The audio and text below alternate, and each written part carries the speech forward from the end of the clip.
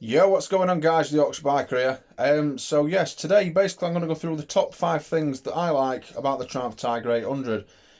So if that's something you're interested in finding out about, stick around, stay tuned, and we'll get cracked on.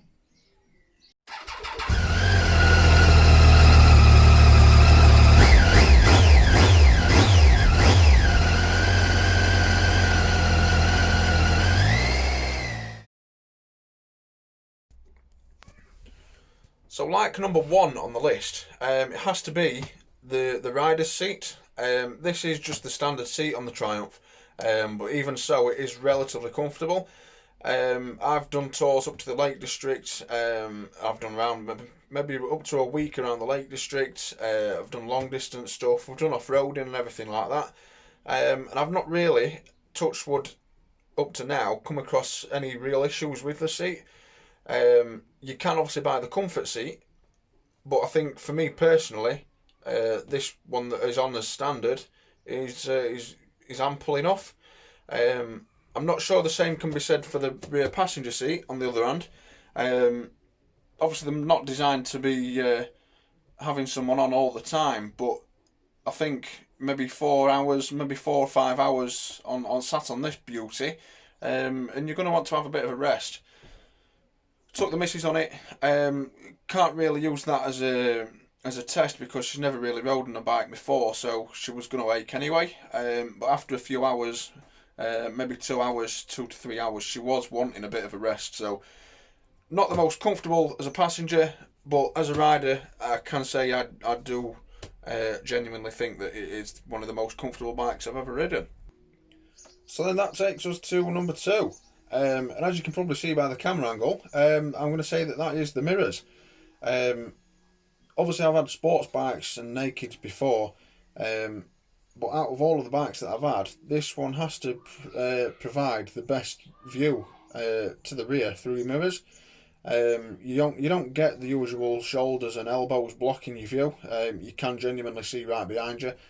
I think even when I've got the top box on, I'm not using it often, but when I've got the top box on, I can actually see the top box as well. So I can actually see around my own body, which there's not many bikes you can actually do that on. I think probably adventure bikes have got to be the better bikes to get a good rear view through your mirrors on.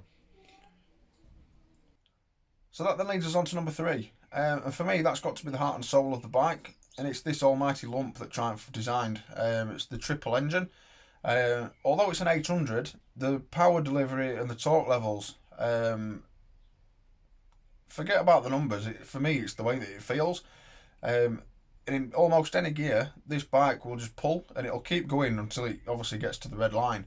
Even with fully loaded, passenger on the back, you can't really tell that it's it doesn't feel like it's struggling or laboured at all. It does just go. And we've got to say that Triumph triple, the triple noise is on another level. Phenomenal. So, yeah, that's number 3. For me, it's the engine. So while we're on the topic of luggage, that leads us directly on to number 4. The 4th thing that I like about the Triumph, like any bike, it's got to be the luggage capacity. I was quite lucky when I bought this bike. It came with a full pannier set, so you got the 2 side boxes and the top box. I've been away with the missus. We've been away for a week. We both took all our stuff. We took laptops and all the clothes and everything like that. And we could probably get away with just using the 2 side boxes. I've not really had to use the top box yet, so while I've been going away, I've either used the side boxes mainly, or just the top box on its own if I've been going away with my dad. The storage levels you've got is brilliant, so can't fault it. So that then takes us to the 5th on the list of likes that I have about the Tiger. So these have not been in any particular order, but it's got to be the rideability, both on-road and off-road. Yes, it might not be set up to obviously race around Cadwell Park and whatever, but it sticks to the road like glue. I guess that plays a big part down to what tyres you've got.